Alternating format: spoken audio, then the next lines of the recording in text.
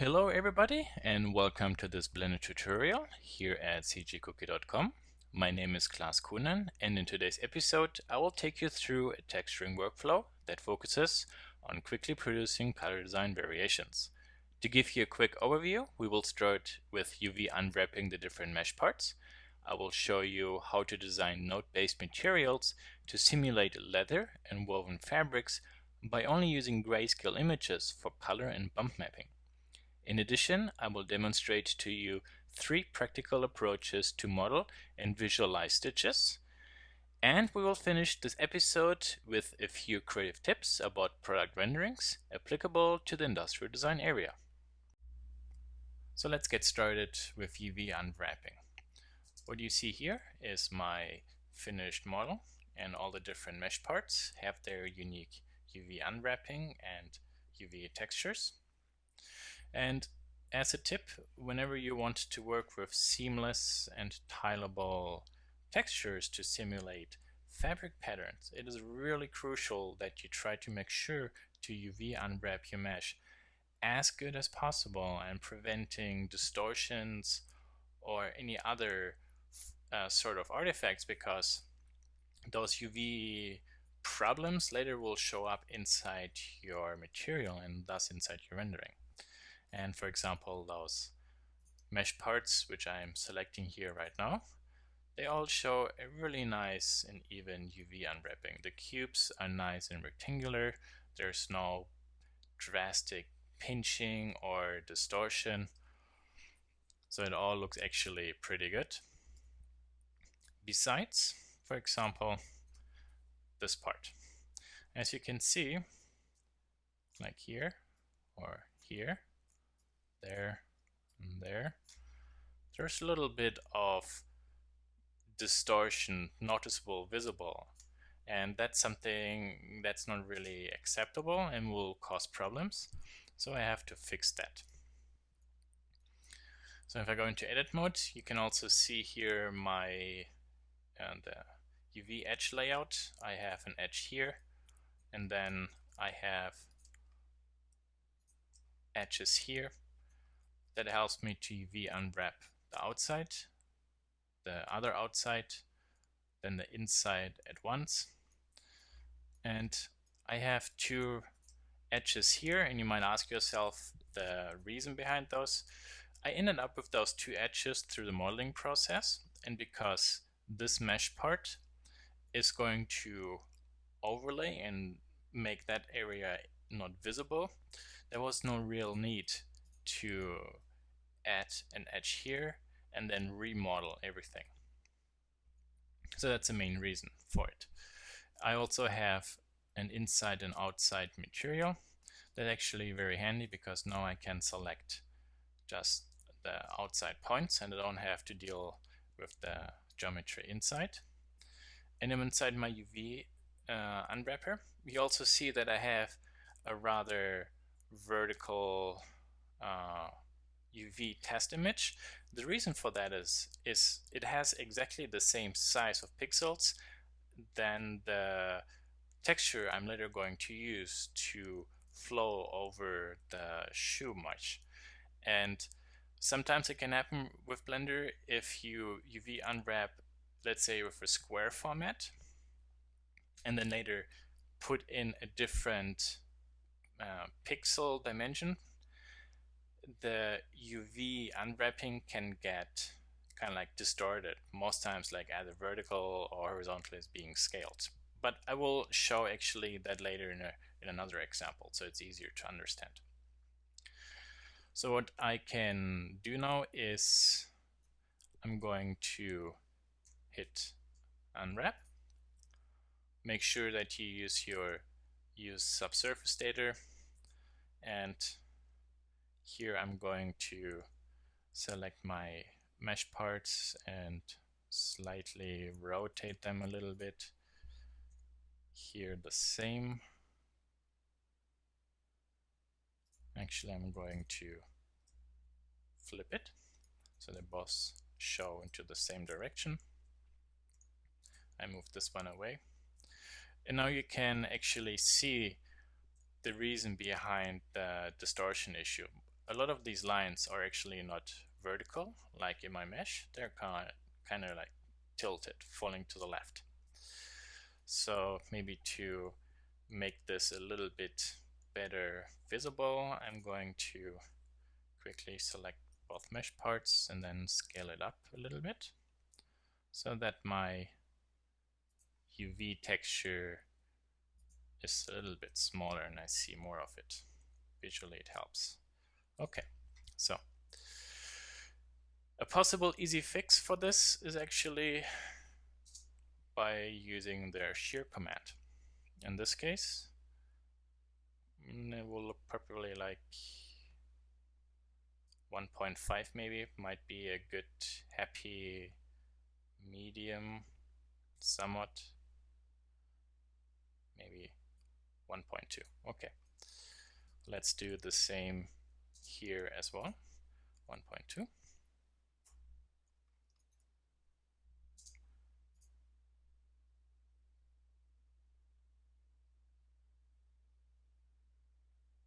There. Okay. And that was basically fixing most of their very noticeable problems, but there are a few issues left. For example, you can see here that the rectangles are rather stretched along the horizontal axis. So that means that I can select both mesh parts and maybe scale along S and X, the x-axis. And there you see that it fixed it pretty good in most areas. But then some areas, for example, like here, still show a little bit of distortion. So that means I might have to, let's see, is it this part? Nope, this part actually.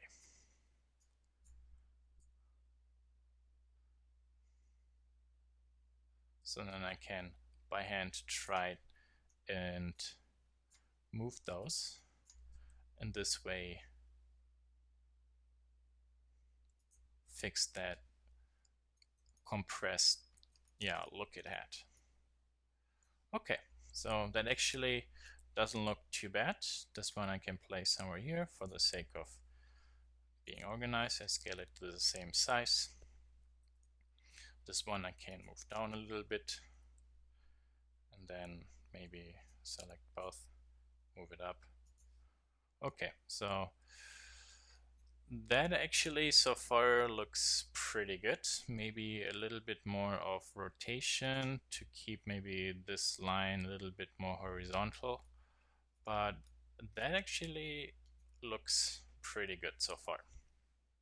Let's pay a little bit of attention to those bands here, and I said before those could be used to render floating stitch textures over a geometry that is below. If I go into edit mode, you can see that I have a very nice and even UV unwrapping. Some of the vertical lines are a little bit crooked. I could have fixed those. I didn't because I don't really add a lot of distortion. Because if I move around, you can see that the pattern actually looks pretty good.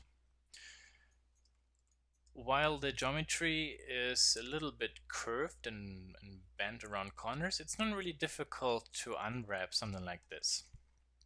To do that, go into face selection mode, select one corner face, very important, and then press L with your mouse over the rest of the geometry. And by pressing L, you select the rest. And then, for example, you can press follow active quads, down select unwrap, and then click OK. And basically what it did was it selected this face and then followed that direction and unwrapped it. Now this result is a little bit, how could I say that, sheared to the left side, but there's a very easy way to fix this. For example, we can select the right point, the center. I can press Shift S and say cursor to selected. I go to decursor for my pivot and I zoom in a little bit. Select the upper row with Alt and then clicking on an edge. Press G and X and move those points along the x-axis. The same in the lower part. Move this one to the right, so that basically those points are all at a nice vertical orientation.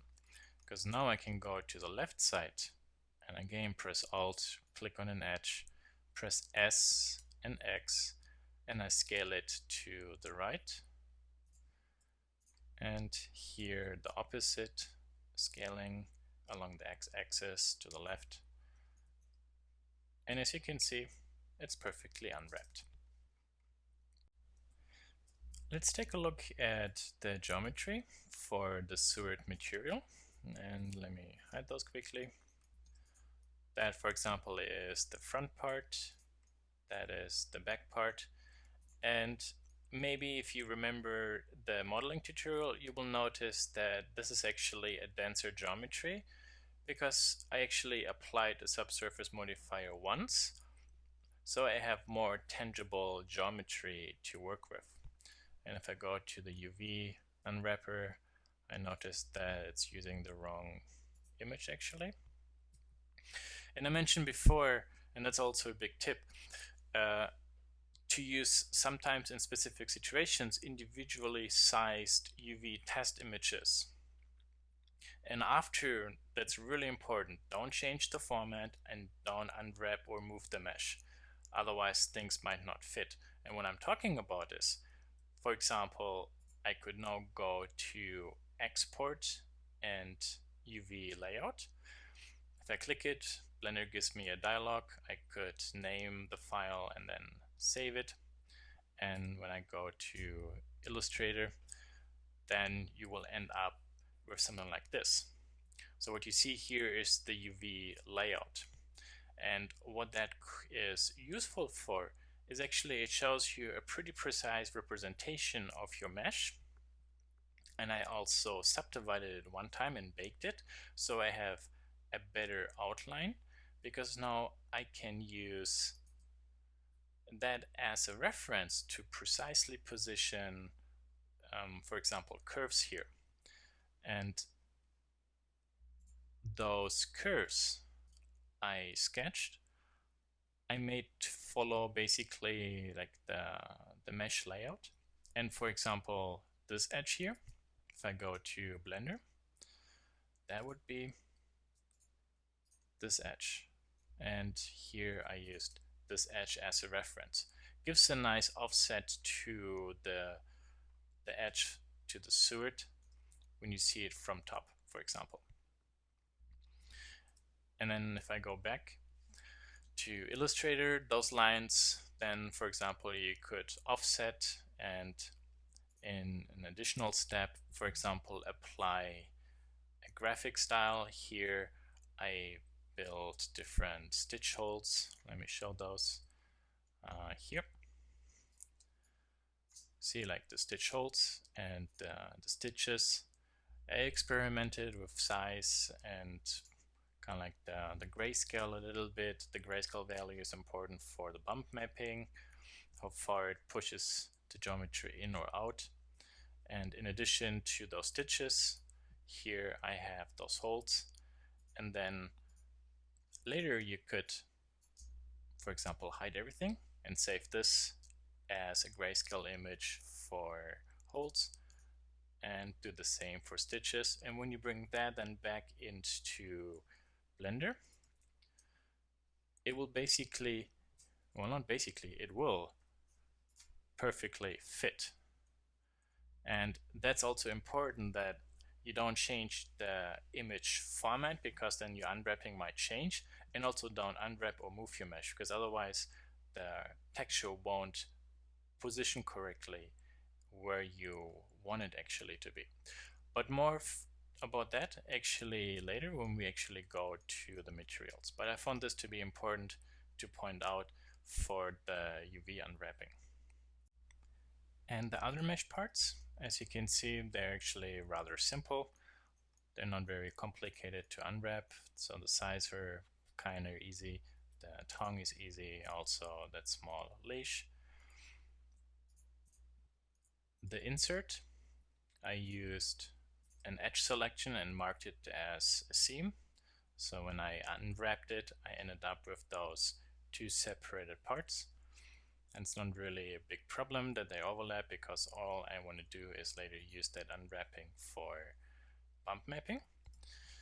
And here you see my sole, and I unwrapped it so I have a separated top, a separated bottom part, and also the sides are separated. And basically here I'm going to apply the same trick that I did with the stitch part, and use basically the positioning of the mesh on that particular canvas to then paint individual black and white masks, and those then I could use for basically apply different colors to the mesh, and use those black and white images kind of like as the way how two different materials inside the shader mixer are being mixed. So instead of having to make geometry selections to apply different materials to, I simply do that by using those black and white images. So why don't we actually go ahead and open the test image I have prepared. So this is basically what I was talking about at the beginning when I set a node layout for materials, where you're using black and white images that could, for example, drive mix or material mixers, and through that way then decide where specific materials on your mesh then would be rendered. And you also have individual color inputs, so that you do not generate colorful textures inside Photoshop, but instead only create black and white images, and then through the RGB inputs inside the node system, colorize actually your design. And specifically for fabrics, that's a very doable approach. Also, to set it ahead, because there are so many different elements inside this shoe design, I will only pick 2 or 3 different objects and then show you how I approach the node setup there. At the beginning it might look really confusing, but actually once you understand how concept-wise it really works, it's actually rather logical. So let's go ahead and select the sole. That's the easiest part to start with. Let me zoom in a little bit. Let me turn on the renderer. And what you see basically here is we have a texture coordinate input into 2 images. And then the images you can see are fed into the factor for 2 mixing shaders. And in the first step, the color center and the top are being mixed together based on the sole top alpha. And let me put this one up, and you can see how the one looks like. There, that is the sole top. And if I put this one into the surface part, and maybe this one, let's make it red, you see this black line corresponds to what is actually colored red. And for example, if I make this one different color, you see that here it's being, everything that is white is becoming magenta. So it's a very fairly simple process. And this result basically from those 2 materials blended together is being put into another material mixer. Then I'm going to add my bottom material, and that one is being then blended with using this texture. So that basically the bottom texture only is being applied to the lower part, and the result from the first shader mixer, everything which is white, will remain visible on top. And that's basically all the magic behind it. The nice part is, as you can see, this way I can easily play with different color values, and I don't have to go into Photoshop and then change the texture, save the image, go back into Blender, refresh the texture. It's kind of cumbersome, has advantage, but if you quickly want to go through different color variations, it is actually very, very time intensive. And for this part, I also have a more complex material. For example, here, and you see everything I only added was to have two different glossy materials, which then are mixed in based on a layer weight. So a nice part about nodes is really you can really weave together the material you would like based on your inputs. And the more you break your material down into smaller elements, the easier it is to combine and recombine those together. So what you see here on the right side is a preview rendering of that flower material that I'm using for my shoe. And on the left side, you see the node network. The network already looks a little bit more complex, but it actually follows the same process as I showed you before. So let's take a look at it. To speed up the rendering, I'm going to turn off the bump mapping for a second, and also I'm turning on border rendering. And I'm going to disconnect this one, put this one in for a second. Okay, so what do we have? We start again with a texture coordinate node that provides us with the UV input.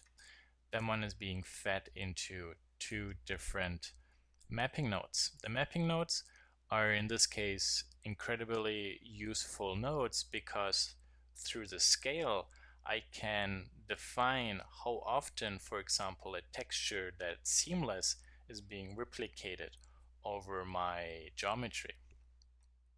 The upper mapping node drives this floral alpha pattern, which is my stencil map, which defines where between the line material and the denim material is being decided.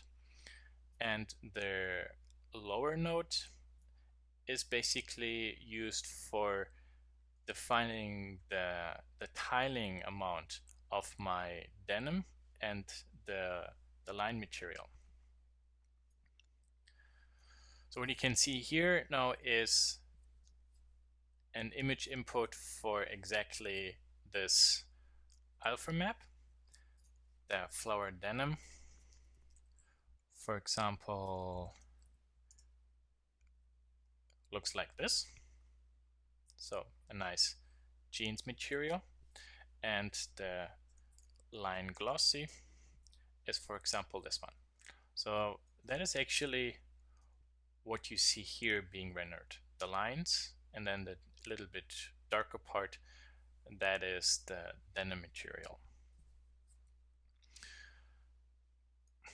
Now those two different textures for the denim and the lines are being mixed together inside a color mixer. And instead of just plainly blending them together, and you won't really see a separation between them if you do this, I'm going to use the flower alpha image to actually tell cycles where I would like what material or texture being shown. And then that texture, for example, let me duplicate this one and fat this one in here. So now we have just a diffuse material. Put this one in.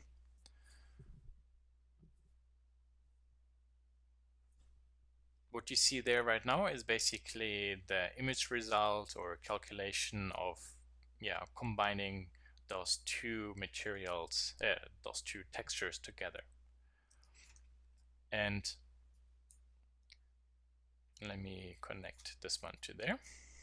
So there you see that the diffuse dark and the diffuse bright are connected inside a material mixer. And then again, that black and white image is basically being used as a stencil map. Now, the nice part behind this is I could go ahead and maybe change the scale here. Then my texture is going to be coarser or bigger, or I can go back to there, put it back to 8 to get kind of like a look and feel that is good. That's actually one of the really good advantages of breaking your material down in such smaller elements, because you could do, of course, everything in Photoshop, but as I mentioned before, every time you need to change something, you would have to basically redo your complete texture inside Photoshop. It's a lot of work if you don't really know your size and you would like to be more experimental with the scale.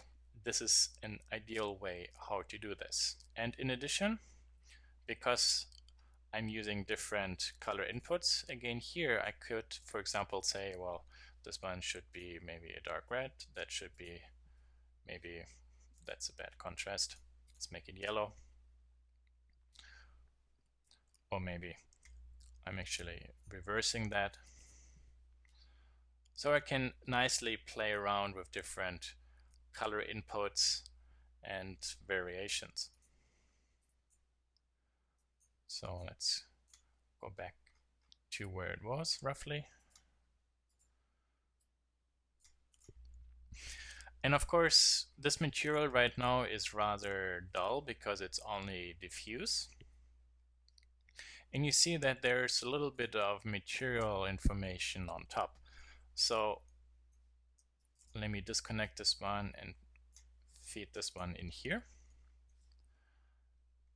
Because what's happening here is that the combination of the two fabric materials with the flower stencil map is also being used, for example, feeding in a shader mixer that defines what part of that material is glossy and what part is not glossy. So let me put this one to there. There, for example, now you could see what would be reflective and what would not be reflective. And if I reverse this, for example, I make the flower more reflective and then the line work in between more intricate. Again, another reason why this is a really nice way to do with nodes instead of Photoshop, because you have an incredible amount of flexibility in playing with your materials.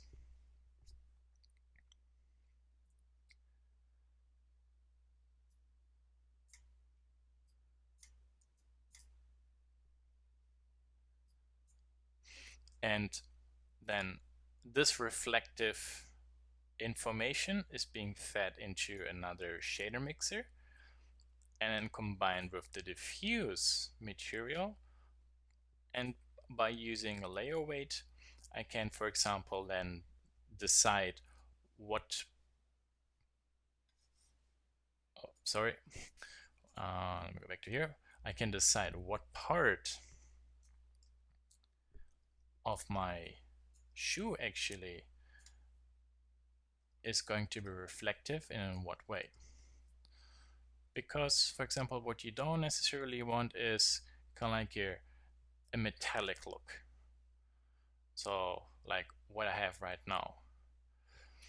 I would more kind of like a velvet-like similar look, so that everything which is tangent will look different than, for example, that is perpendicular. And for that, the layer weight is actually a very nice creative tool. And then you can play with those values. And as you can see, the rim parts are a little bit more reflective. And then the perpendicular part is less reflective, but still has a little bit of reflectivity to it.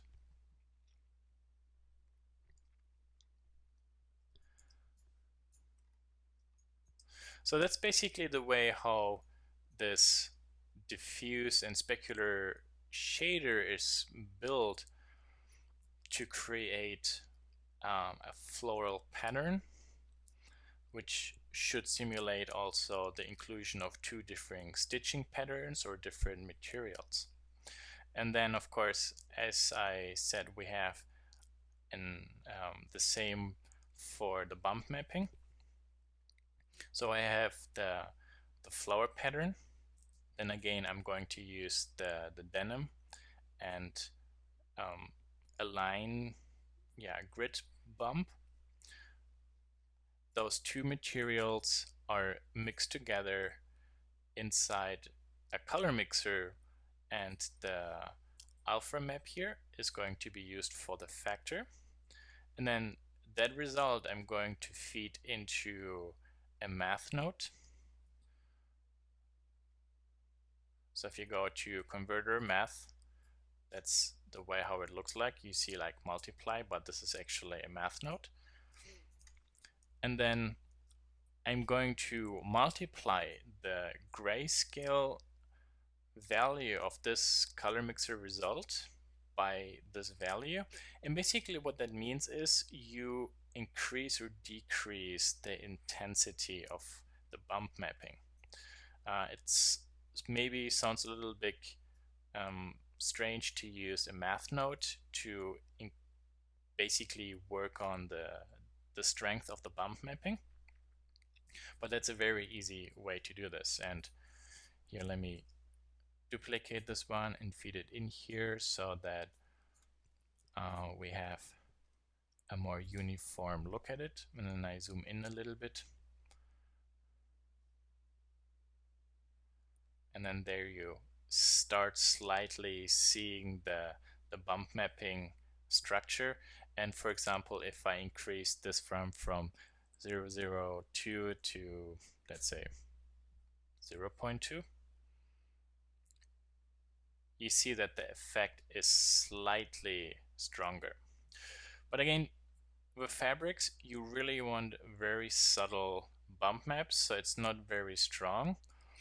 And specifically, when you also have reflective materials, as you can see right now, this looks very dark. So a too strong bump mapping will lead to this kind of too dark look. So if I put this one back to a value of 0.002, the bump mapping value is just strong enough to affect it and give you this really nice look. For example, what you see here or there, kind of like see like glowing edges on that material, or for example here, the individual lines look actually pretty good.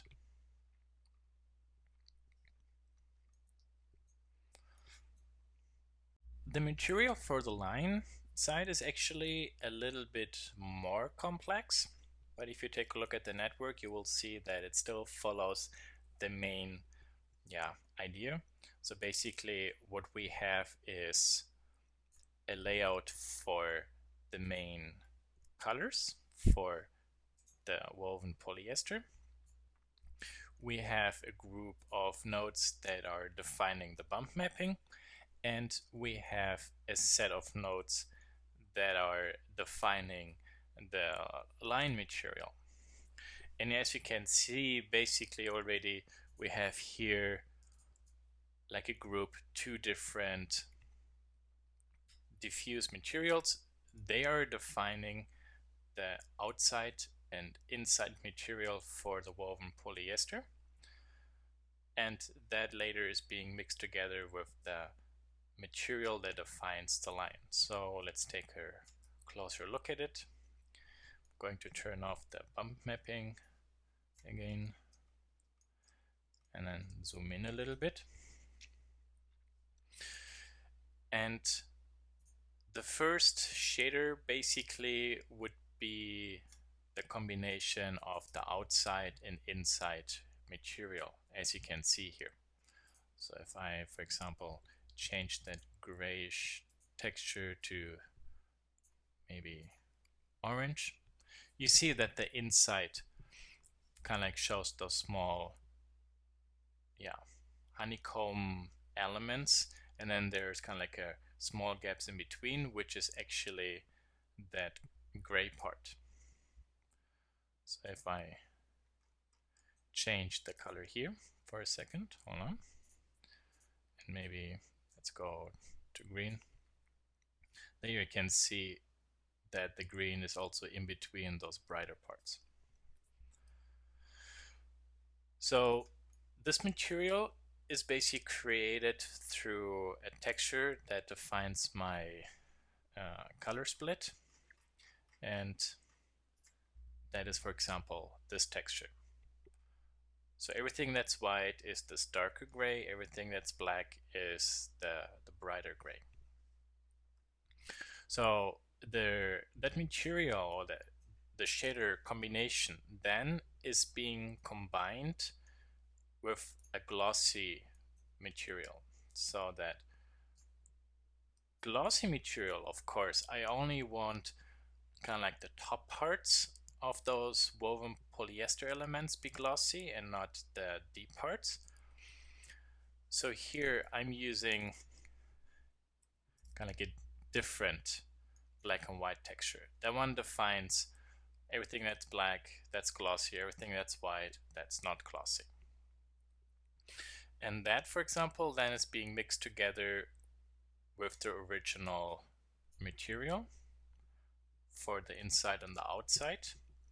And there you can see already that those those small cells are all glossy, and then in between the cells, the space is just the original diffuse material.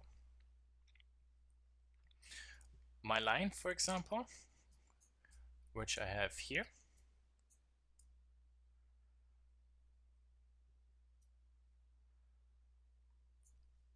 is like this material, simple denim. So I have like a line glossy and a line color that is going to use like a diffuse jeans.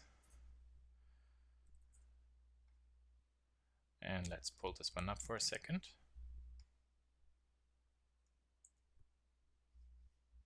So that is that material. And as you can see, I'm going to use the line alpha actually to mix those two different materials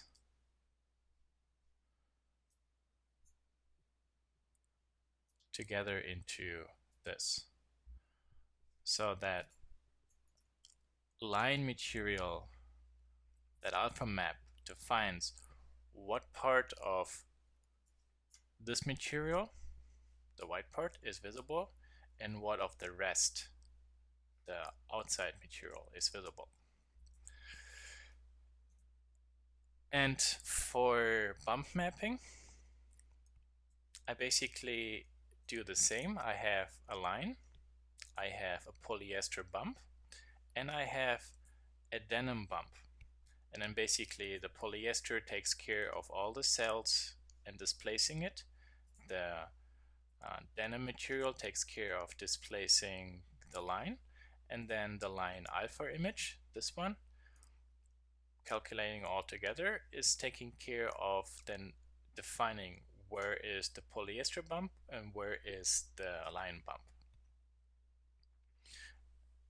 And specifically, when you start adding the bump mapping, the material really starts getting some light, because now you really have the feeling, because of the glossy value of it, that those elements are really like three-dimensional woven material.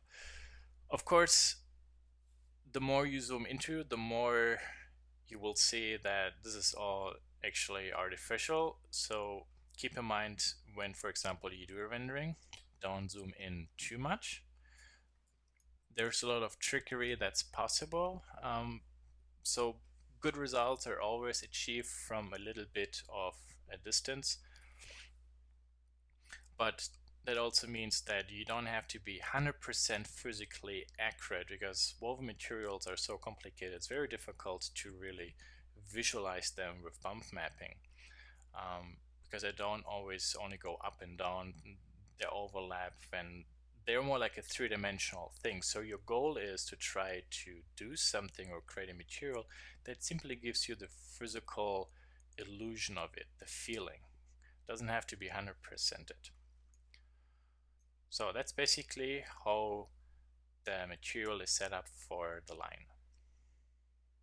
White leather is actually a very easy material to simulate with cycles, and it has very specific, unique characters compared to other materials. First, it has a very rough surface, and in addition, along the edge lines, for example, here or there, you have areas which are kind of like highlighted, and those are the small hairs the light would probably illuminate and make glow.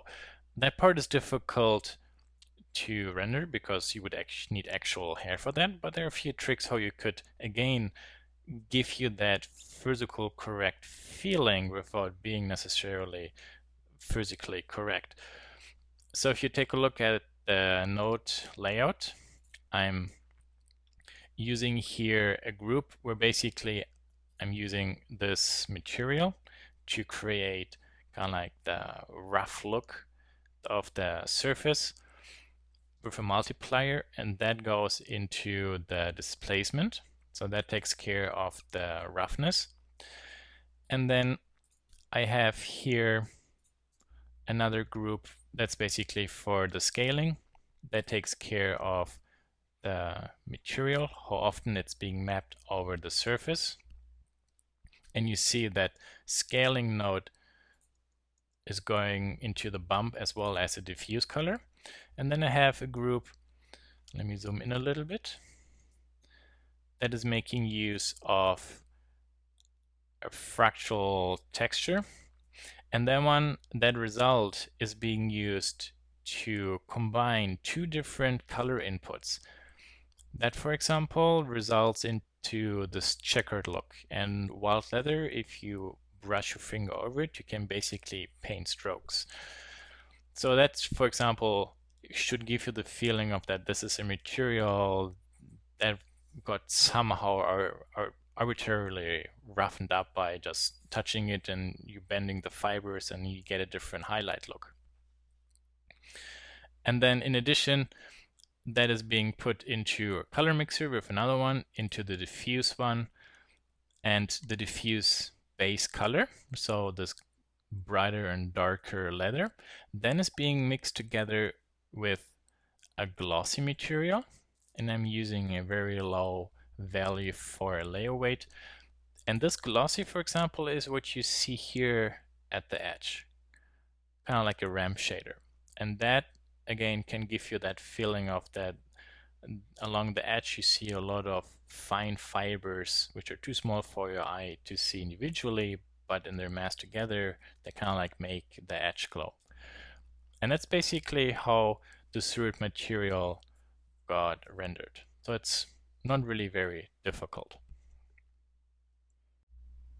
As a next step, I would like to show you how you furthermore could enhance your material network.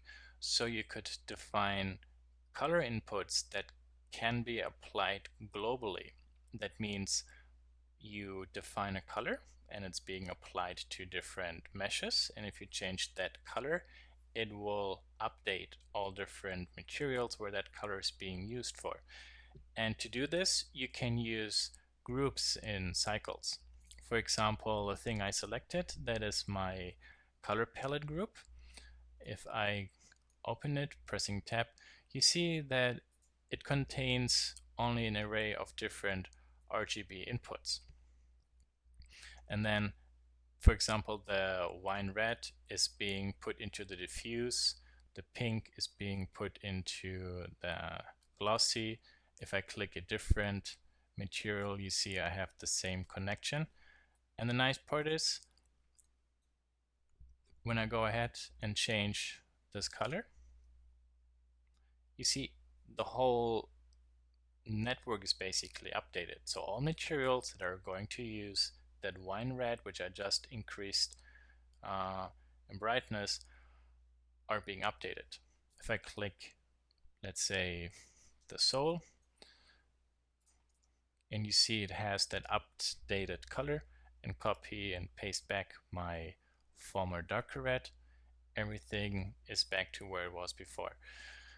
So you can see that you don't need to select individual materials and then step by step copy and paste material, colors, and in case it doesn't work, then you have to undo it. You could simply create a group and then make it accessible to all materials where you want to use it, change the colors till you basically have a color composition you feel comfortable with. Now, to create groups, for those who don't know, they're actually very easy to make. For example, I have right now selected the backdrop. I could, for example, create an RGB input, maybe blue, maybe red.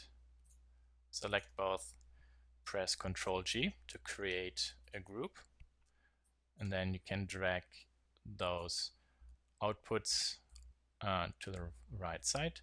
Maybe this one I call red, this one I will call blue. And if you press tab and collapse that group, you basically then have those RGB outputs, which then, for example, I could plug in and change it. And the nice part about those groups is that they will be accessible across your complete scene for all materials. So here, for example, my red gray, which is the one I'm using for coloring the other mesh parts. In case you're unfamiliar with developing color palettes on your own, or you need a little bit of help with designing that or a little bit of inspiration, I found Adobe's Cooler web application to be actually quite useful. It's a quite popular tool. It's more like a community-driven color design tool. You can sign up for free. And as you see here, people create different color palettes and then you can keep them private or share them. To create a palette, you can click on Create, and then you can select from a color, and then you have different rules. For example, this one, or monochromatic, tried, complementary. And the really nice part about this is actually that the software basically keeps everything in harmony for you. And you see it's very, very easy to use. You can also, for example, if you would like to develop color trends based on images, maybe you're big into photography, I found here an image by Rossi of a sulfur mine which shows a really nice set of blue and brownish sand tones. You can click to from an image and then upload. Here is his photo. And then it uploads it, and then it will sample different color spots for you and then create those color palettes. You have different moods, for example, colorful or bright, muted, deep, or dark. And when you are done Let me, for example, pick some other colors I rather would like. Maybe like this. You could, for yourself, give it a title and a tag, make it public or private, and save it. Or, for example, I'm going to create a screenshot, and then I'm going back to Blender, open the UV image editor, open the image, have it on my desktop, there it is. And then I can use the information from that picture to sample it actually into my color palette. So right now I have my my soul selected, and for example, let's say the top one, the gray bright. That one, for example, I would like to be replaced by a different tone inside this palette. Then I can click on the color field, click on the eyedropper, and for example, I could maybe select this color. And then you see that all materials that are using that color input are automatically updated. So you see it's actually a really nice way to bring color palettes into Blender. You could also go to Pantone, you could Google for color trends or fashion trends for fall or so. You find a lot of information online. You could also look for fashion photography, where people kind of like from a catwalk show what they're wearing, and based on the colors they use, make color samples and create your own color swaps. And for me personally, I found this to be a really well working workflow, because sometimes the palettes look actually really good, but then when you apply them then to your object, they actually might not perfectly fit. So then it's good that you have the RGB inputs, where by hand you could still then afterwards tweak those a little bit, but use those RGB images more or less kind of like an introduction or guide to the direction you would like your object color-wise be designed. So let's talk a little bit about how we could efficiently visualize and design different stitch patterns. At first, keep in mind that when the camera is very far away from your object, don't put too much work into the stitches, because they will rather be small and you won't see all the intricate elements you maybe might have put into them. Of course, if the camera is rather close up, then you have to select a different approach and put more work into the stitches. A very easy way to fake stitches is actually by using the traditional diffuse and bump mapping technique, which I used so far here. And the material I have selected is my wild leather. And you might have noticed that all the time along I already had one color group for the stitches. It's basically a glossy and a diffuse material mixed together, and that is being mixed together with my main leather material. And then I'm going to use a black and white stitch pattern image, the one we created inside Illustrator, basically like as a stencil map, again to define where I would like the stitches to be visible and where I would like only the leather to be visible. Let me zoom in a little bit. And there you can see now slightly the different stitches coming out. Of course, I can't only do this with the color, I also have to do this with the diffuse, the displacement. And for example, what you see here is the bump holes, the bump stitches, and those two images are being mixed together.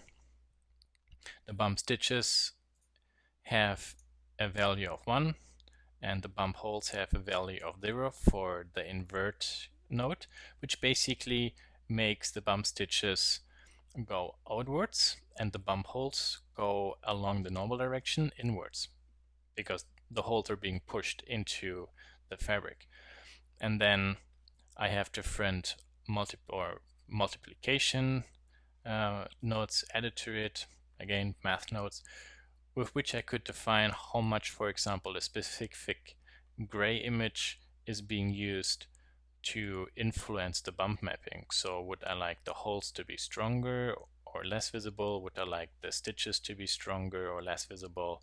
Both are being added together and then mixed together with the Seward bump mapping.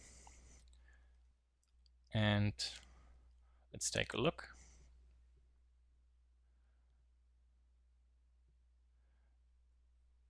And for example, if I say, well, my stitches I would like to be a little bit stronger, I could maybe increase the value. But then again, as I said before, be really careful with the amount of values you give for the multiply function, because easily you could make it look artificially sticking out way too much. And if we zoom out a little bit,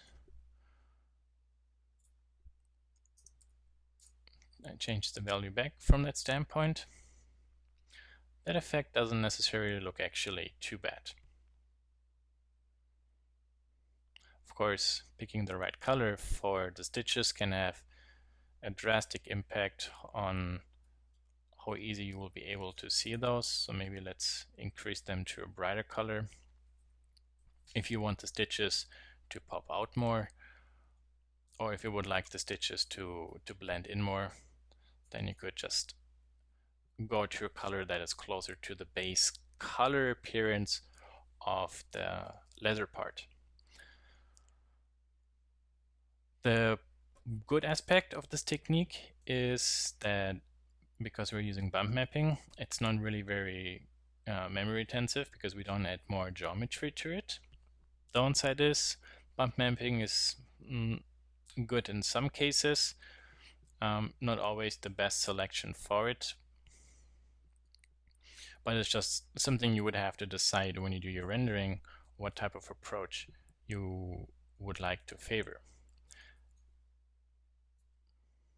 So let me change this back to the original setting I had here. A different approach would, for example, be using, let me turn the rendering off for a second, those mesh parts I was talking about. Because there I'm going to, for example, use, let me find here, stitch pattern like this. And there you can see how the different stitches and also the holes are being basically combined. You can also add like a bump mapping to it, so it's kind of fake. So let me turn on the backdrop and the lights and only render this one without anything else. So you can see that actually the outside of that material is transparent, so you can see the wild leather material below. And then, of course, the black dots are just black dots. I should fake the illusion of a depression inside the leather. Of course, they are not really a true like depression inside the leather. But again, it's all about giving that illusion and not necessarily modeling that into the shoe. That would be a little bit too complicated.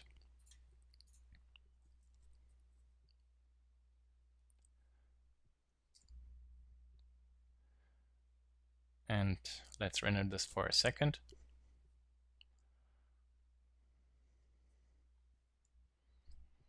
Maybe I'm going to select this part up there and zoom in a little bit.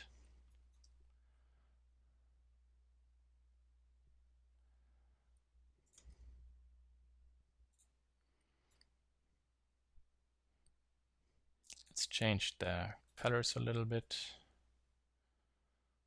So like this.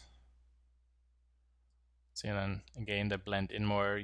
You notice more actually the dots. Of course, when you're up close, the dots will look more like fake black dots and not really as bumps. But if you zoom out a little bit from a distance, then you might really get that illusion of depth on or inside the surface. Unfortunately, specifically those intricate details, I would need cycles to run a little bit longer.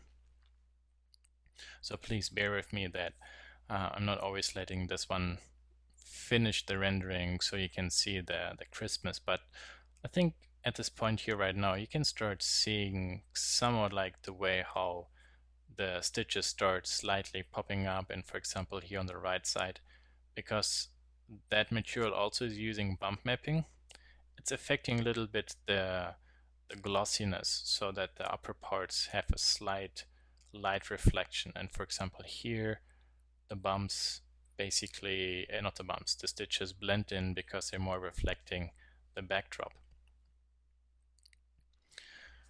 Also to point this out, because I was talking about the scale and the importance of UV unwrapping and the benefit of this approach. Let me go into the textured mode. You see that I have my 2D cursor positioned at the far left side, and if I go to 2D cursor now and maybe press S and X and then scale it together, you see that I increase basically the length of stitches and thus decrease the amount of stitches. And if I do it the opposite way, I can have a little bit of influence on how many stitches maybe I want to squeeze in. And of course you have to be careful because I do that for both. Also the circles actually become more like ovals because of maybe too much scaling.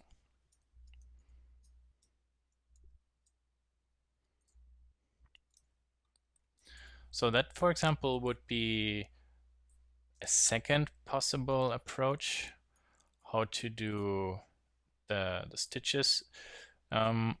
Works actually similar to the other one. The nice part is it's a little bit more flexible with playing with the amount of stitches you want to have in it. You can interactively basically change it, and it has actually just one downside. Because those surfaces are slightly floating on top of the surface, views like from here would be rather difficult to convey as being realistic, because you will clearly see that the texture is actually floating on top of the texture below, as you can see there right now.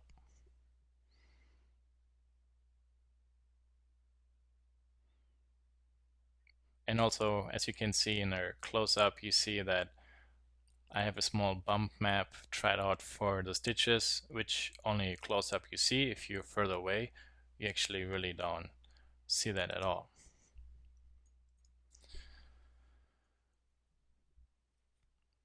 So the last, but maybe more visually convincing, but probably also memory and computer-wise more demanding approach would be to try to build actually really the stitches. Now, this actually looks very complicated and labor intensive. It's a little bit work to do, but it's actually then afterwards also quite flexible. So let me show you what I did. Basically, I drew curves, and those curves follow my leather material as closely as possible. And they're also floating, as you can see, a little bit above the surface. Now you might ask yourself, how much time I spent in drawing that curve so it perfectly follows it. Actually, I did that quite quickly because I used this geometry as a guide, and every time where I have, for example, those dots, I added another control point for my NURBS curve. So this way I made sure that actually it follows also the same curvature and will slightly also float on top of my geometry. And then those curves are basically used by, let me go into edit mode, by those cubes here. And those are very basic, simple, cubes. The lower part is open. I have a subsurface modifier applied to it, not too much. Then I use an array modifier that has the curve and a command that it should fit that curve. And then I also say that it should follow that curve. So this way you see that those basically arrays perfectly follow all those curves and give you that look that they're perfectly floating on top of that surface or those surfaces. And I also position those cubes vertically a little bit long in relationship to the curve so that the cubes are not only offset exactly along the curve but a little bit below the curve and thus penetrating that wild leather material. So there's no possibility that maybe from a specific view you could look through it. Now to make sure that actually those geometry arrays are also always rotate correctly and give you that look that they are floating on top of that leather. If I go into edit mode, what I did there was just basically selecting the points, and then most times I needed to go in by hand, or I was able to do that with multiple points selected at the same time. And then with Control T, you can tilt it. And then basically this way, let me turn on this piece. Let's say maybe this one is off so you can clearly see from below. You see that there it's going through the material. If I correct it, then this way I can make sure that it looks somewhat nice and even distributed over the surface. I can also check from below to make sure that maybe the amount both sides stick out are even. And then it's basically up to your own creativity how you want to play with those parts. For example, you could, if the stitches should maybe be a little bit longer, you could maybe scale them a little bit. So now they're all a little bit longer. Let's undo that. Also, for example, here, if I do an offset, so for example, right now they would be all touching each other. So for the array, I would need to have an increased offset. So this way, for example, I could have stitches that actually follow each other.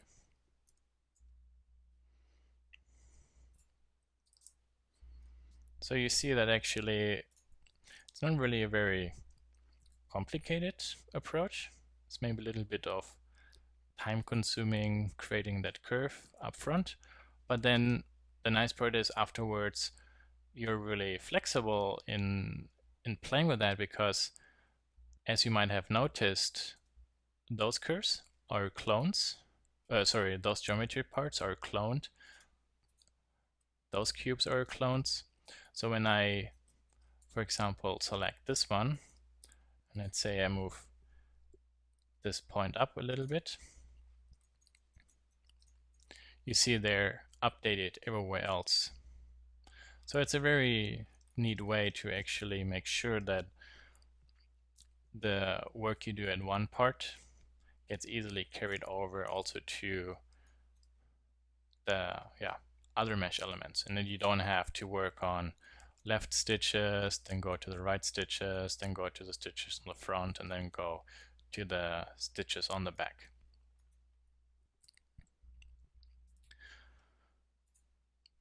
So, and that's basically nearly everything. Small tips for enhancing the realism a little bit. I here only created small rings which I put onto the surface. In an ideal situation, I would like to have holes cut through there, but that's something that would be too complicated and too time consuming. The same like with the small dots between the stitches. There's just too much to show. Also, as you can see here for the back part, I modeled in a small rim where two different materials, for example, would stitch together. The leather part here, as you can see, this edge perfectly follows this crease. So the parts really start to look like they're sewn together in the inside. And also, a lot of leather shoes have this very small crease in the back. It's actually a little bit of leather that was cut away and then from behind stitched together. And there simply created two more loop cuts starting at this position, going down, and then creating the small kind of like depression. That are very small, or those are very small details. They're not necessarily very significant directly, but for a trained eye, they will immediately see that. They also give a really nice clue about the level of realism and attention you paid to modeling that shoe, or in general, the object.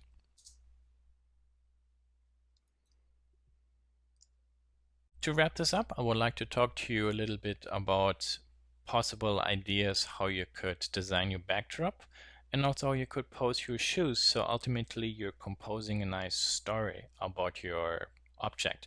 Because all you want is not only that your viewer is impressed by your rendering or modeling skill, but you want them to ask themselves questions about the purpose or the idea or the value of, for example, like here, the shoes.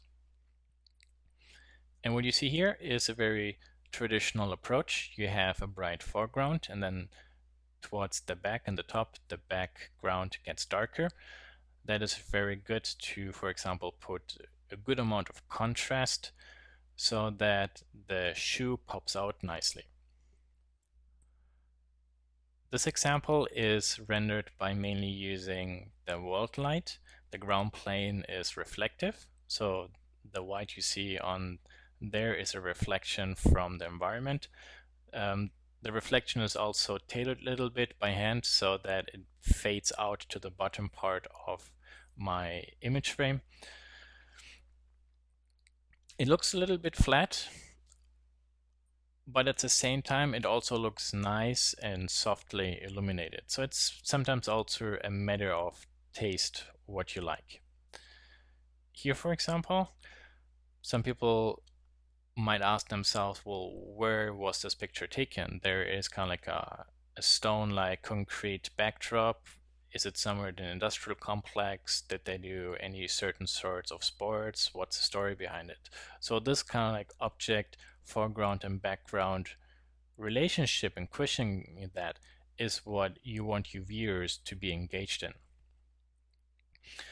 This is another very traditional approach for taking pictures of objects. You have a glass reflective plate at the bottom part, and then you have a backdrop with a halo. With cycles here, I'm using a spotlight that kind of like brightens up the backdrop. It's kind of like a mix between a flat and medium contrast rich presentation style. I'm not so sure if it's very successful.